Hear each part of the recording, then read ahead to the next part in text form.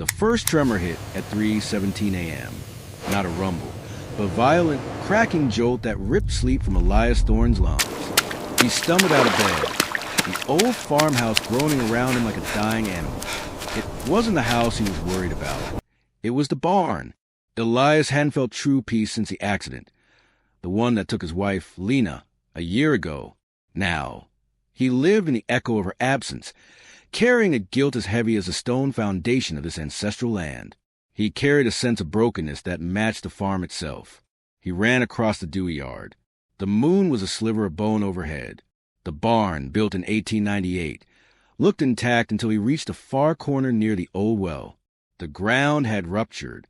A fissure ran 10 feet long, ending where a section of the stone foundation had collapsed inward, revealing a gap of profound, oppressive blackness. A gust of air, cold and mineral damp, rose from a hole. It smelled of deep earth dust and something else, something ancient and metallic. A primal fear tightened his chest, yet a deeper, more insistent pull, the need to know what history had just spilled into the present, drew him forward. He grabbed a powerful work lantern, shined into the gap. The light was swallowed instantly, but the second time he saw a rough-hewn stone staircase descending into the darkness. This wasn't a basement. This was hidden. Who builds a cellar 100 feet from a main foundation? And why? Elias lowered himself into the tight, unforgiving passage. Every step felt like walking back a century. When he reached the bottom, the air thickened. The space was enormous, a vaulted room with packed earth floor and wooden stalls lining the walls. His breath caught, not just from the dust, but from the sudden, chilling recognition of what this place was. It was a stable that had been sealed shut for generations. He swung the lantern beam across the cold earth. His heart began to hammer against his ribs, a frantic drumbeat in the tomb-like silence. He had followed the Fisher fear, and now he was walking into a place of profound loss. The beam stopped. Elias didn't gasp. The air just locked in his throat. In the first stall, the dust lay undisturbed for a century. In the center of the stall floor lay 3 distinct shapes, not piles of old tack or rotten hay. These were skeletal remains. 3 horses. They hadn't fallen. They were lying down, almost resting, their bones thin and brittle. His eyes blurred. The realization was a punch to the gut. These horses hadn't escaped. They had died here, locked in. But why? He moved to the center of the room, his boots crunching on the dried, compacted manure. The atmosphere was a heavy blanket of loneliness. This wasn't a crime scene. It felt like a sanctuary turned grave. In the corner, near a watering trough that had long run dry, he saw the second, more shocking object. Half buried in the soil, its with grip long rotted away, was a revolver, rusted, heavy, and undeniably real. The implications were sickening. Elias knelt, picking up the relic. The cold steel felt alive with unspoken history. He turned to the stall wall nearest the gun. Instead of the typical chew marks or idle scratchings, the wood was covered in shallow, desperate carvings. He held the lantern close and began to read, running his fingers over the etched letters. The handwriting was neat but deeply scored, as if the writer knew this was the only way to leave a trace. A. S. 1934. The well is dust. They won't let us leave. The men are afraid of the sickness coming from the west. They said the horses carry it. My own kin turned the lock. They will not die out there alone. Elias's chest tightened. 1934. The historic Dust Bowl and the Great Drought. A time of desperate measures and mass panic. He moved to the next carving. It was only 2 words, brutally simple. I stayed. The final one, near the third stall, was almost too faint to read. No one leaves broken, but we leave together. Forgive them, my soul. Forgive them. The realization hit him with the force of a falling beam. The initial E.S. Adelaide Thorne, his great-grandmother. He had known she died young, suddenly, during the drought, but the family story was vague, a tragic illness. The truth was laid bare in the darkness. She hadn't died of sickness. She had willingly sealed herself in this dark vault with 3 horses, choosing to share death over leaving them to be slaughtered or abandoned in the dust. She died protecting them. He clutched the rusted revolver. the weight of the history crushing him, his own pain, the guilt over Lena's death, the feeling of failure and abandonment, suddenly felt small, yet horribly connected to this ancient grief. Adelaide, alone in the dark, had chosen loyalty and sacrifice over survival. How do you lock your soul into a tomb with those you love? Elias stood there, surrounded by the shadows of 100-year-old act of devotion. The silence of the tomb was deafening, a crushing sense of loneliness that echoed his own. He was not alone in his brokenness. He was surrounded by the memory of a profound and selfless one. He returned to the surface, the rising sun a cruel mockery of the tragedy he had just uncovered. Elias called the local sheriff and the historical preservation team, but he told them only about the general discovery, omitting the revolver and the full content of the carvings for now. The story of his great-grandmother's sacrifice was too raw, too personal to be fodder for town gossip just yet. For 3 days, the historians cataloged and the structural engineers debated. Elias, feeling haunted, couldn't shake the image of the sealed vault. On the 4th evening, a massive crane arrived to carefully lift the ruined section of the barn foundation. As the stone slab was hoisted, the hidden entrance was fully exposed to the open air. Elias stood watching, his mind still in 1934, when a sound cut the mechanical noise. It was faint, a scratching, a frantic, rhythmic thudding, not from the hidden stable, but from behind the hidden stable. He dismissed it as shifting earth, but the sound grew louder, more desperate. It was the sound of something alive trying to break through a wall. Elias grabbed a heavy flashlight and ran down the stairs, ignoring the shouts from the crew. He was halfway down when the frantic noise became a series of heavy, terrified kicks. He reached the stable floor and shone the light on the back wall of the third empty stall, the one where Adelaide made her final carving. The wall wasn't stone. It was thick, rotted with paneling. The thudding was coming from behind it. This wasn't possible. The stable was sealed for a century. Something is alive. It's trapped. He rushed back up, grabbed a crowbar, and descended again. His heart was a wild, uneven beat of pure adrenaline. Fear melted away, replaced by a surge of purpose he hadn't felt since Lena was gone. The imperative to save. He jammed the crowbar into the thick wood and pulled. The centuries-old timber splintered with a sound like tearing linen. Behind it lay a gap. Elias shone the light into the hole. It was a cavern, deep and natural, running further under the earth. And in the center, trapped between a fallen boulder and a ledge, was a horse. Not a skeleton. A live horse. It was thin, scarred, and covered in grime, but its eyes, wide, dark, and filled with a desperate animal terror, were fixed on his light. It was a mare, a ghostly gray, her coat matted with ancient dust. How she survived was a mystery. Had she been there for years? Decades? Had she been part of the original tragedy, somehow escaping the sealed stable, only to be trapped in the cavern behind? The mare was broken.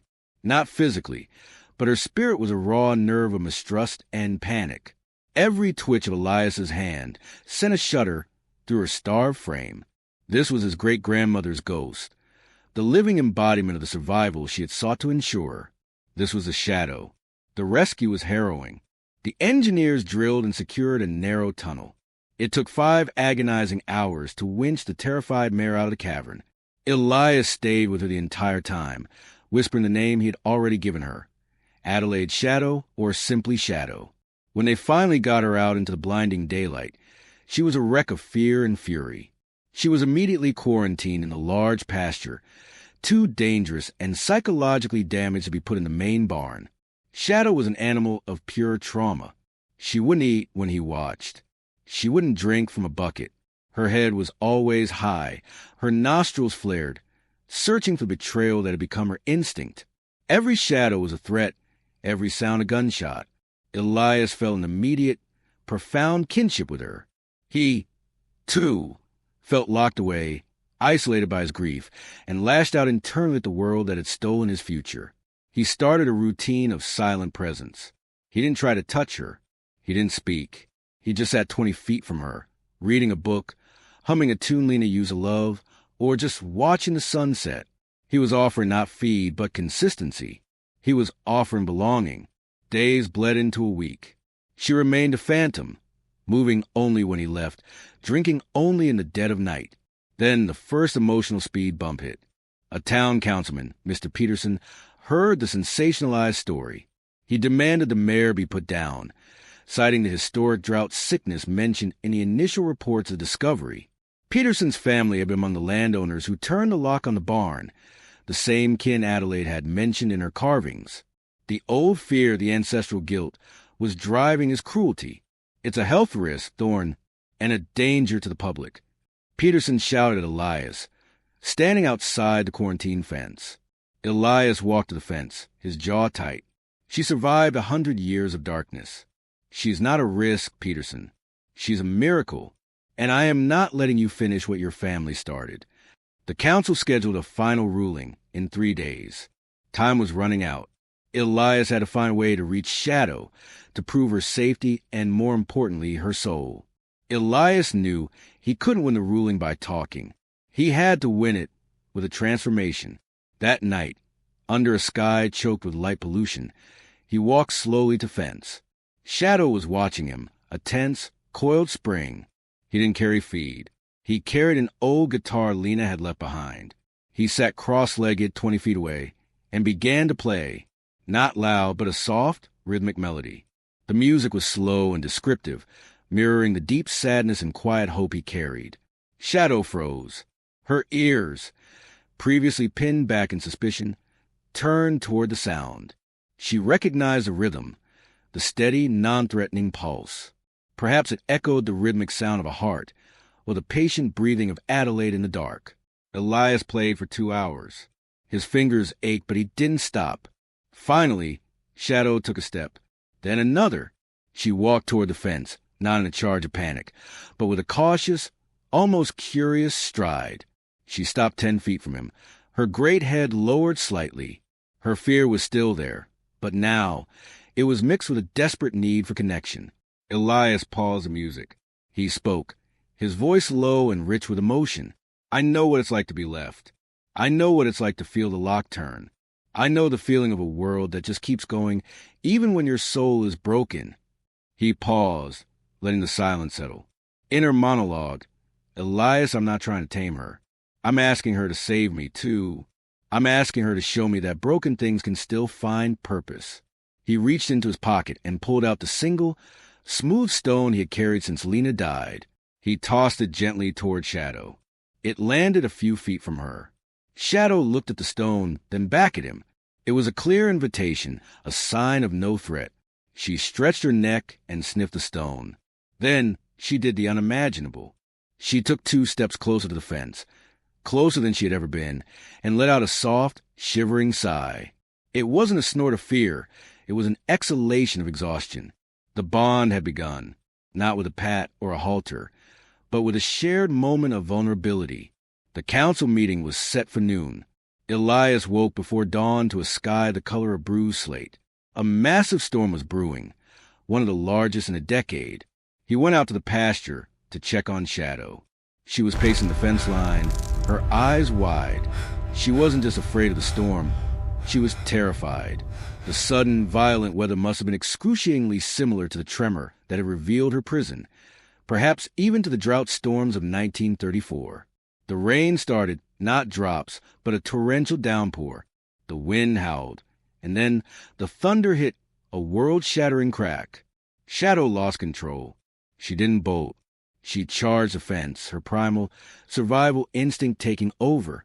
She hit the rail with a scream, splintering the wood. She was going to break free and flee into the open fields, a frightened, damaged creature running blindly into traffic or deep woods. Danger had peaked. Elias knew if she escaped now, the town would use it as absolute proof of her danger, and he would never get her back. He had to get her into the barn, into the main stall, where she would be safe, but he had to do it now. He grabbed a halter and rope, no time for slow trust. He vaulted the broken fence into the storm. The wind lashed rain across his face. Shadow, stop. She didn't hear him. She was in a blind panic, her muscle memory of a century ago telling her to run and hide. He closed the distance, running full out. Just as he lunged to grab the rope hanging from her halter, a bolt of lightning split the sky. hitting the oak tree 50 yards away. The light was blinding, the sound deafening. Shadow reared, a magnificent, terrifying shadow against the flash, her powerful hooves striking at the air. Elias dodged a strike, throwing himself aside. He knew he had one chance. He couldn't wrestle her. He had to lead her. He got to his feet and ran ahead of her toward the open door of the main barn. He didn't look back. He started to shout, not a command, but a desperate plea in the rhythmic tone he had used with the music. Come on, come on. We go together. Safety. He ran straight into the main stable, through the wide central aisle, and into the largest, safest stall, slamming the door shut. He turned, drenched and shaking. Shadow was standing in the open aisle. She had followed him. She stood there, trembling, her eyes fixed on him. She had chosen to depend on the human who had shown her patience, choosing him over the primal urge to flee. Elias walked slowly to her. He raised a hand, and for the first time, he touched her, not an authoritative grip, but a gentle, affirming placement of his palm on her wet, trembling shoulder. He looked into her eyes. The terror was receding, replaced by a profound, exhausted relief. This was a moment of unforgettable, risky, emotional, overwhelming connection. In her monologue, Elias Adelaide didn't fail. Her sacrifice brought this life back. Lena is here, too. She taught me how to wait for love to surface. I am safe. We are safe. The councilman, Mr. Peterson, arrived just as the storm passed, his car slushing through the mud. He saw Elias in the stall, his face streaked with mud and rain, quietly grooming the magnificent, calm mare. Peterson opened his mouth to shout his objection, but the sight of the man and the horse, standing together, an island of belonging against the wreckage of the storm, silenced him. The horse was no longer a phantom of danger. She was a creature of miraculous survival. She's fine, Mr. Peterson, Elias said quietly. She's home. The town voted overwhelmingly to let Elias keep Shadow. The full story of Adelaide Thorne, the carvings, and her final selfless act became local legend, a story of honor and sacrifice that cleansed the century-old guilt from the town's heart. Elias spent the next year dedicated to Shadow's psychological healing. The loneliness that had choked his own life was replaced by a demanding, rewarding purpose. He didn't just give Shadow safety. She gave him the courage to face his grief. He rode her finally, not in a grand, public display, but on the quiet, rolling hills of the farm. He learned that her trauma meant she needed a gentle hand, a quiet voice, and endless reassurance. Shadow, in turn, taught him that brokenness isn't a permanent state, but a temporary one, that the scars of the past, like the faint lines of Adelaide's carvings, were simply a testament to survival. The two of them, the man haunted by a life lost and the mare haunted by a life saved, walked the land as one. Elias had not been able to save Lena from the accident, but through Shadow, he found a way to honor the spirit of pure, selfless love, the love that had driven both his great-grandmother and his wife. The hidden stable remained a monument. The rusted revolver was cleaned and placed in the farmhouse study, a reminder that a weapon of death could become a symbol of a life fought for. One evening, Elias rode Shadow to the top of the highest ridge. The sun was sinking, bathing the newly repaired barn in a golden, peaceful light. He dismounted and put his arm around Shadow's neck, his breath settling into the same slow, steady rhythm as hers. He looked out at the vast, open fields. He whispered to her the final words of his great-grandmother's carving. "We leave together. Forgive them, my soul. Forgive them." Shadow nudged his shoulder, a soft, warm gesture of wholeness and belonging. She was no longer a ghost of the past, but the living, breathing hope of his future. Captivity had yielded to freedom. Pain had yielded to purpose. Elias realized the earth hadn't just ruptured to reveal a tragedy. It had opened to deliver a redemption. He finally understood. The bravest heart is not the one that fights the hardest, but the one that chooses to stay.